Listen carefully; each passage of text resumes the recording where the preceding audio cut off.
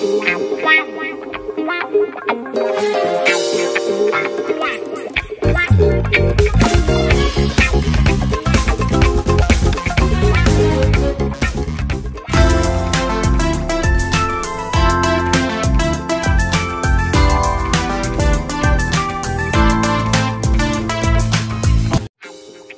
guys, welcome back sa ating channel.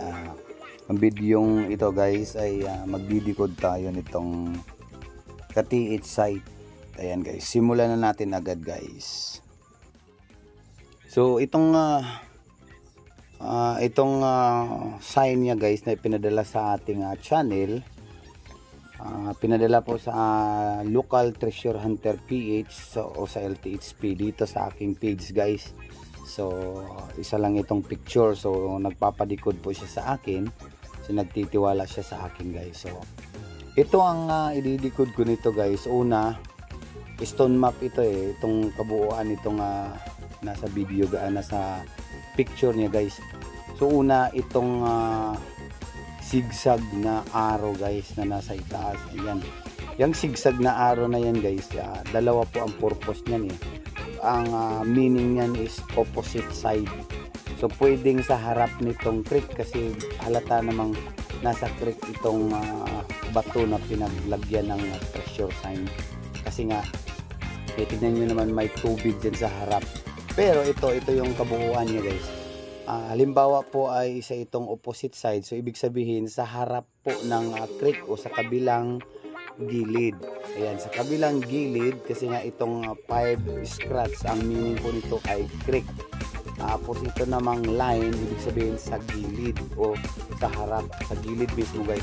Tapos ito namang mga 4 na tuldok, ito yung treasure reference o ito yung load. Ang meaning nito guys, 4 na load na nasa harap po ng creek na ito.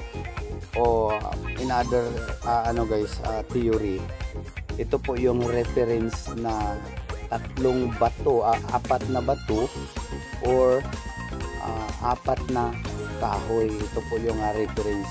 So ang kabuuan nitong pagdikod nito guys ay treasure on the other side of the creek, and then ang reference po ay for alignment of rock or tree. Ayan po guys, sa harap po dito guys yung treasure na hahanapin natin dito sa sign na ito guys. Yun lang guys ang theory dito, at saka ito yung sign na talagang mas madali i-determine o mas madaling hanapin guys kasi nga sa harap lang Pero yung iba kasi ay binabasag nila itong may mga ganitong sign kasi nga ang sabi ng ibang decoder na baka may giveaway sa ilalim. Dito naman sa sign na ito ay wala pong giveaway sign. So wala pong giveaway sign dito guys na makikita natin dito mismo sa pinagsusulatan ng treasure sign. So yun lang guys, napakadali nitong hanapin. Subukan lang natin, baka mag-update pa itong nagpadala sa ating picture. Ayan guys.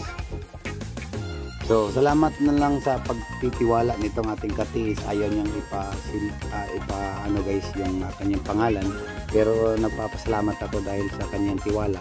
At kayo din guys, kahit sino po guys, pwede kayo mag-send sa aking Facebook account na Local Treasure Hunter PH LTHP para po ipadala ang inyong ipapadikod na mga treasure signs, mapa picture man yan o video.